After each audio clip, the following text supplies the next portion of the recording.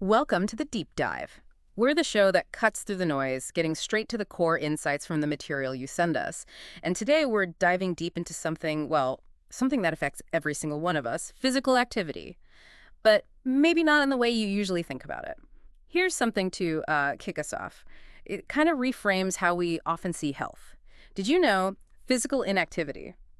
It's not just a minor issue. It's the fourth leading global risk factor for premature mortality. Fourth. That's huge. Right. It's actually ahead of things like high blood sugar, even obesity.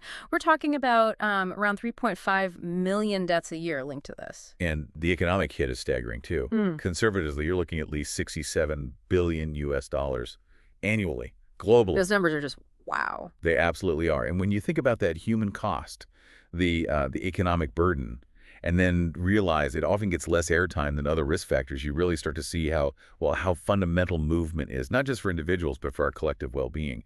Exactly. So our mission for you today, we want to unpack the science, the history, the policies, the personal side of movement. We're drawing from a really comprehensive multidisciplinary introduction to physical activity.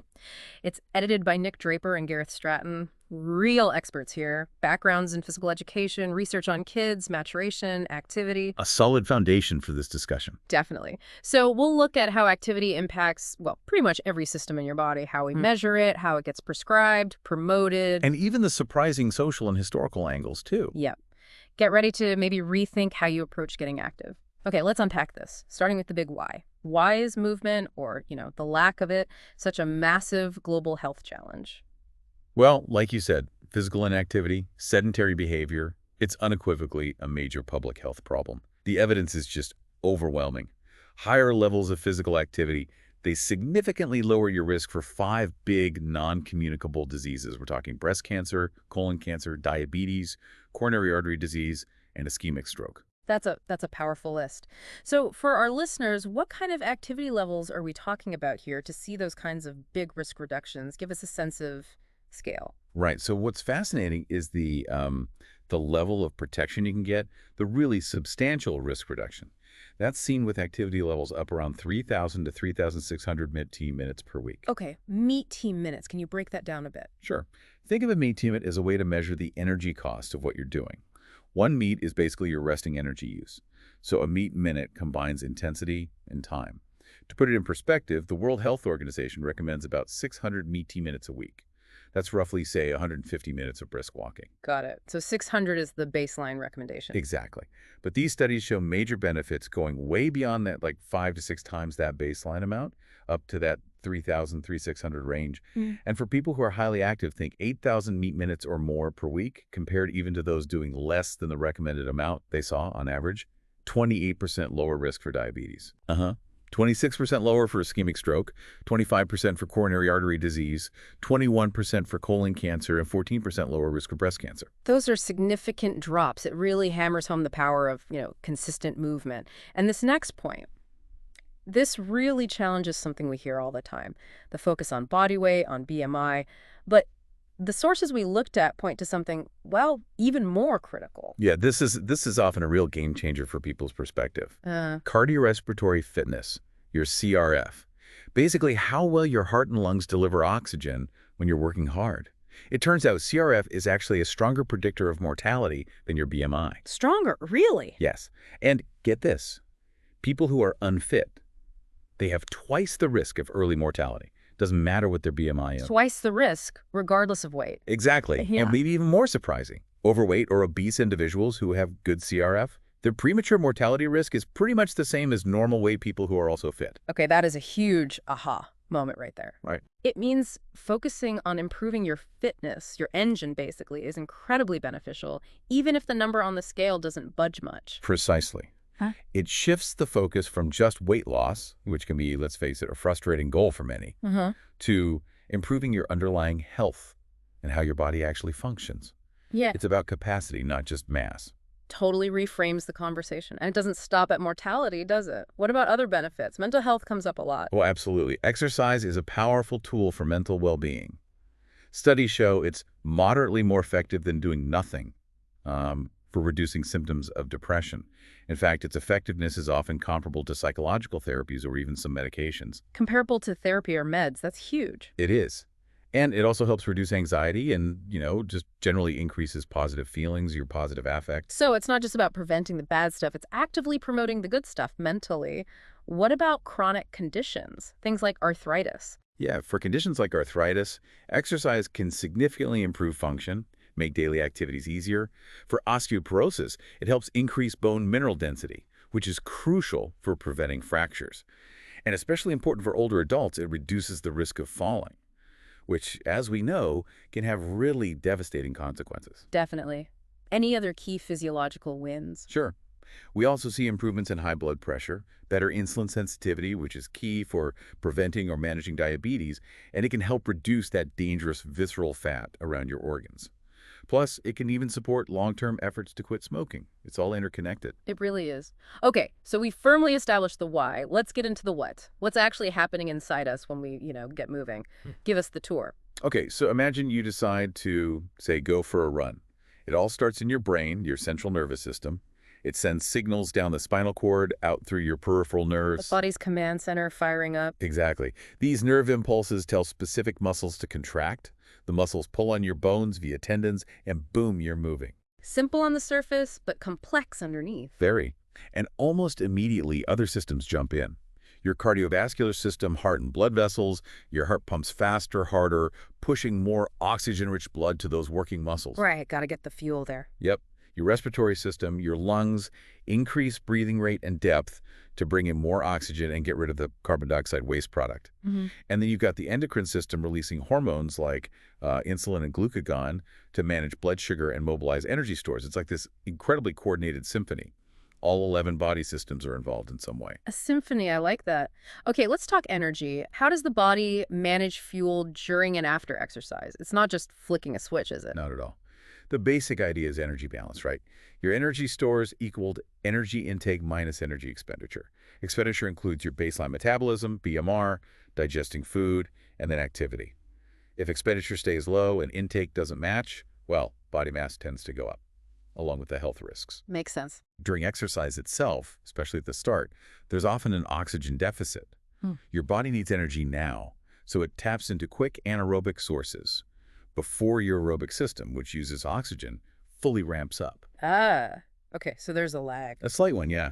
And then after you stop, you get something called EPOC, excess post-exercise oxygen consumption. Your body keeps using oxygen at a higher rate for a while to recover, replenish energy stores, get things back to normal. It's like paying back that initial oxygen debt. Interesting. So the workout's effects linger even after you stop moving. Definitely.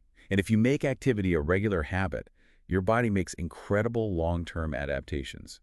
These depend on the intensity and type of activity, of course. Like what kind of adaptations? Well, your heart gets stronger and more efficient, so your cardiac output increases, blood flow improves, your lungs get better at ventilation, and your muscles themselves change. Aerobic exercise, like running or cycling, increases mitochondrial density. Those are the powerhouses in your cells using oxygen.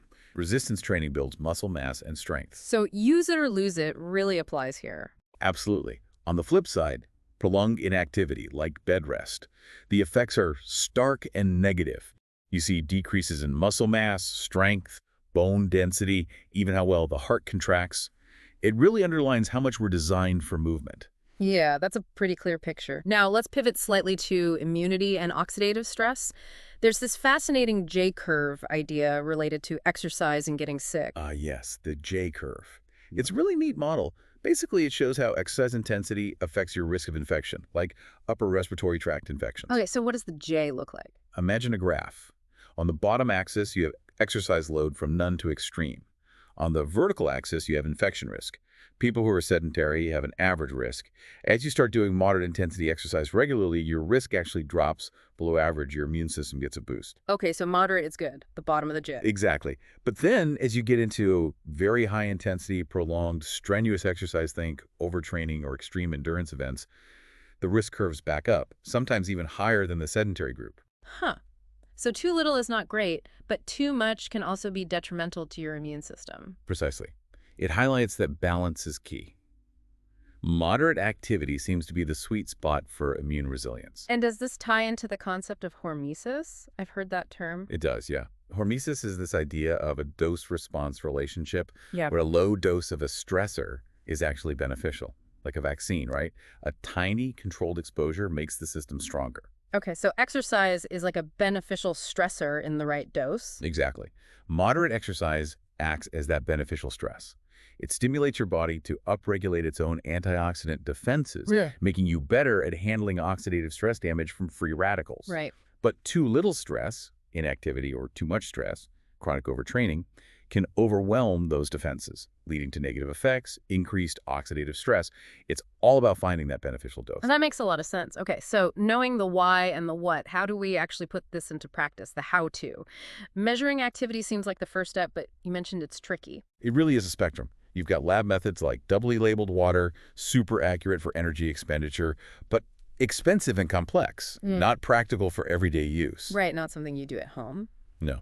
Then you move towards things like indirect calorimetry, measuring gas exchange, still lab-based mostly.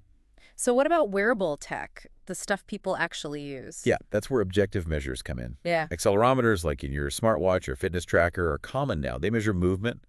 The UK Biobank study used wrist-worn ones on a massive scale. Okay. Pedometers just count steps. Simple, often good for interventions to get people moving more. Heart rate monitors give physiological data. And some devices combine multiple sensors, like the old SenseWear armband tried to do, to estimate energy expenditure. Pros and cons. Pros, objective data, less biased than asking someone. Cons, people have to actually wear them, they can be expensive, and they don't always capture the type or context of activity very well. Is that accelerometer spike from running or, vigorous dishwashing? Good point. What about just asking people? Questionnaires, diaries? Those are self-report measures. Things like the IPAQ International Physical Activity Questionnaire, or specific ones for kids like the PAQC, or just keeping an activity diary. Seems easier. Cheaper and easier to deploy on a large scale, yes. But the limitations are significant. Recall bias, honestly. Can you accurately remember all your activity from last week? Probably not perfectly. Right. And social desirability bias people tend to say they did more than they actually did. So questionnaires often overestimate activity compared to objective measures. They have their place, but you need to be aware of the fuzziness. Okay, so measurement is complex.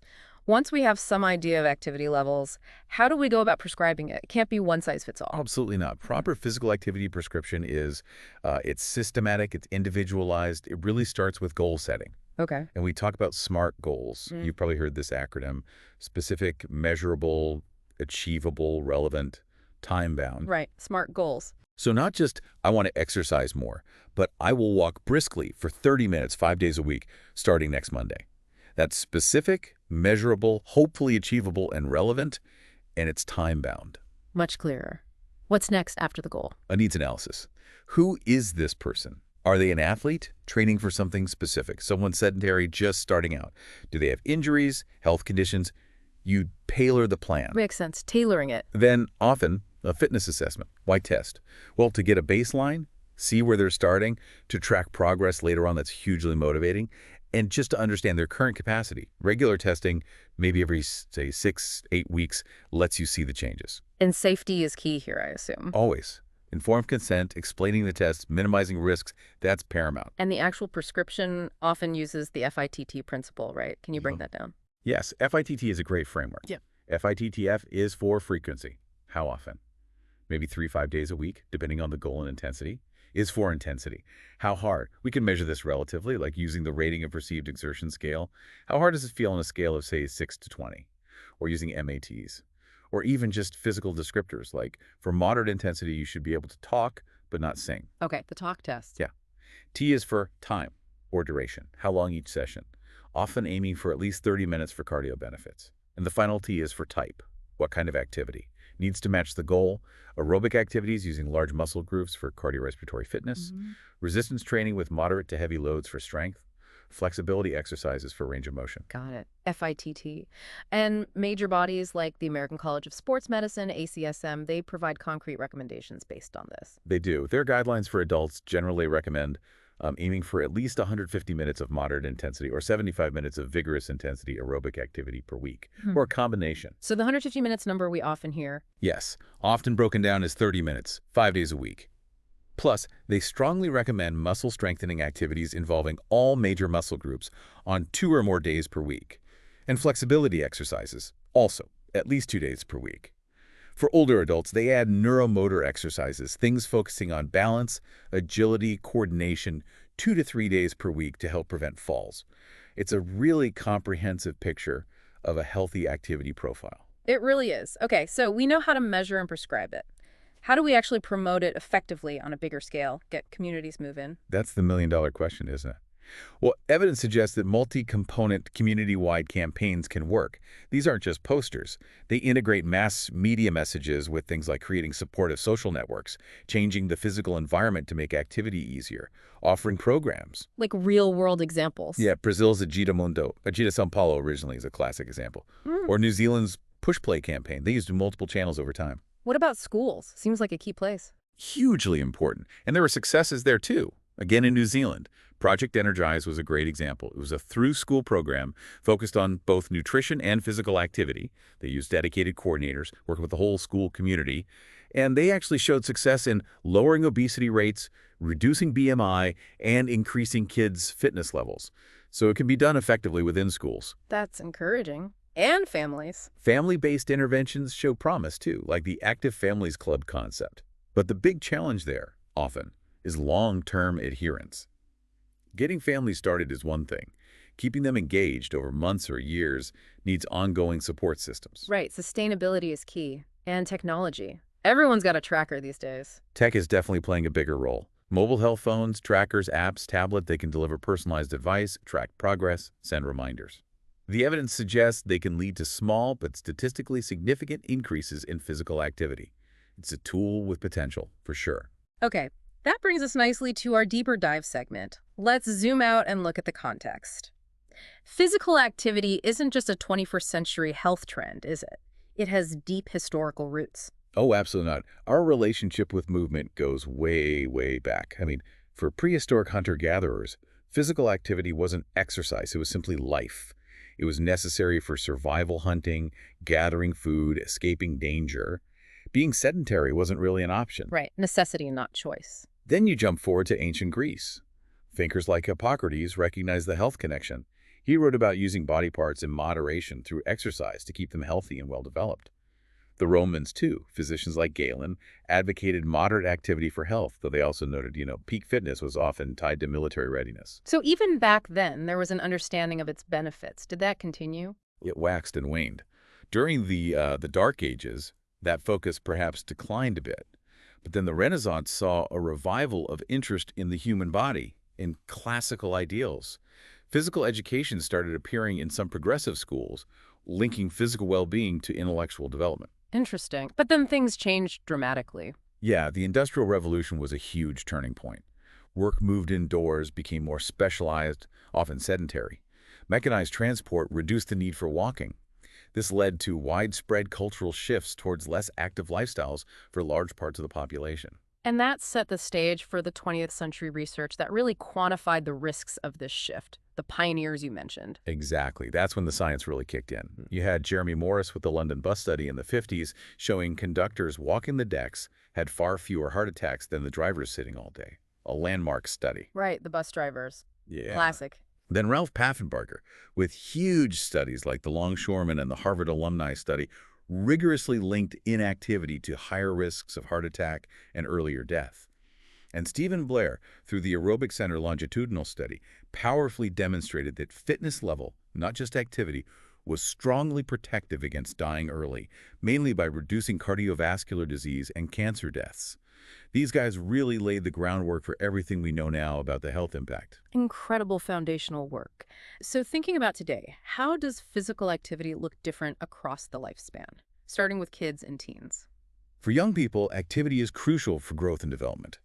But research consistently shows this worrying trend, a decline in physical activity, especially the vigorous kind, during puberty and adolescence, particularly for girls. Why that concerning? Well, getting enough moderate to vigorous physical activity, MVPA, during these years is really important for building a healthy body composition and, critically, for achieving peak bone mass. Your skeleton is built primarily during your youth and adolescence, maybe into your early 20s. Activity stresses the bones in a good way, making them stronger. So it's literally building the foundation for later life. Absolutely. And there's this concept of fundamental movement skills, or FMS. FMS, what are those? Think of basic movements: running, jumping, throwing, catching, balancing, kicking. These are the building blocks for more complex activities in sports. There's a theory called the proficiency barrier. It suggests that if kids don't reach a certain level of competence in these basic skills, they're less likely to feel confident and enjoy physical activities later on. They might avoid sports, avoid being active because they feel clumsy or uncoordinated. Ah, so developing those skills early can unlock lifelong activity. That's the idea. Interventions that help kids master these FMS can potentially break down that barrier and encourage continued participation. Makes sense. Now, skipping to the other end of the spectrum, older adults. We touched on fall prevention, but what else is key? For older adults, activity remains vital for maintaining mobility, independence, and quality of life. It helps fight off age-related muscle loss sarcopenia and maintains bone density. And we shouldn't forget NEAT, non-exercise activity thermogenesis. Neat. Yeah, it's basically all the movement you do that isn't planned exercise. Fidgeting, walking to the mailbox, gardening, standing up. It all adds up and contributes significantly to daily energy expenditure, especially as planned exercise might decrease. So even small movements matter. They really do. And something particularly interesting for older adults is the benefit of green exercise, being active outdoors in nature. Green exercise. Studies suggest it has additive psychological benefits beyond just the activity itself. It can reduce negative feelings like anger or sadness, boost positive mood, and importantly, people often report enjoying it more and stick with it longer compared to indoor exercise. That nature connection seems powerful. That makes intuitive sense. Fresh air, scenery. Okay, let's shift perspective again to a sociological lens. This was fascinating. How is activity sometimes viewed in modern society? Yeah, this offers a different, quite critical view. Sociologically, physical activity is often framed in our culture as a kind of compensatory consumption behavior. Compensatory consumption, meaning? Meaning it's often positioned not as something inherently enjoyable or valuable in itself, but as a means to an end, something you do to offset something else, like eating too much, or to achieve a specific, often external reward. Like losing weight or looking a certain way. Exactly. The rewards are seen as largely extrinsic, calculable: burn X calories, lose Y pounds, fit into Z genes. It becomes like an investment or even a chore rather than play or enjoyment for its own sake. Yeah. And that framing can really impact long-term motivation and whether people stick with it. That's a really powerful critique of how we often talk about exercise. It becomes transactional. It can, yeah. Which leads us finally to policy and a really tough issue of health inequalities. Right, because the source material raises a critical question. Are our policies, even if evidence-based, addressing the fact that not everyone has the same opportunity to be active? Precisely. Physical activity policy is getting more evidence-based, which is good. But the crucial question is it based on the right kind of evidence to tackle health inequalities? We know poorer groups consistently have worse health outcomes and face significantly bigger barriers to being physically active. It's not just about telling people to move more. So this is where the social determinants of health come in. Exactly. The SDH framework pushes us beyond focusing solely on individual behavior choices. It highlights how bigger structural factors shape health. Things like the unequal distribution of power, income, wealth, access to good housing, stable jobs, safe neighborhoods with parks and sidewalks, affordable healthy food, quality education. All these things fundamentally influence people's ability to lead a healthy, active life. So if your environment makes it hard or unsafe to be active, individual motivation only goes so far. That's the core idea. If you're working multiple low-wage jobs, have no childcare, live in an area with no safe places to walk, telling you to hit 10,000 steps feels, well, disconnected from reality. So what does effective policy look like then, considering these determinants? Effective policy needs to be much broader than just health campaigns. It means integrating physical activity considerations into policies across many sectors: transport, urban planning, education, housing, employment, sport, environment. It requires a multi-sectoral, joined-up approach. And crucially, it needs sustained political will and funding to actually bridge the gap between writing the policy and making real changes on the ground, especially for those facing the biggest barriers. That's the global challenge. Wow. Okay, what a journey. We've gone from, the cellular level right up to global policy. It's crystal clear that physical activity isn't just exercise. It's fundamental to our biology, our development, a powerful shield against chronic disease and age-effects. Absolutely. And his deep dive really shows it's so much more than just counting steps or logging minutes, isn't it? It's woven into our history, it's shaped by our psychology, Yeah. deeply influenced by the environments we live in, and ultimately steered by policy decisions. It's a complex living thing. So as you, our listener, reflect on all this, maybe you think beyond the numbers on your tracker for a moment. Here's the final thought. How can you not just do physical activity, but truly integrate movement in all its forms and with all its profound benefits into the very fabric of your daily life, and maybe even into the communities around you?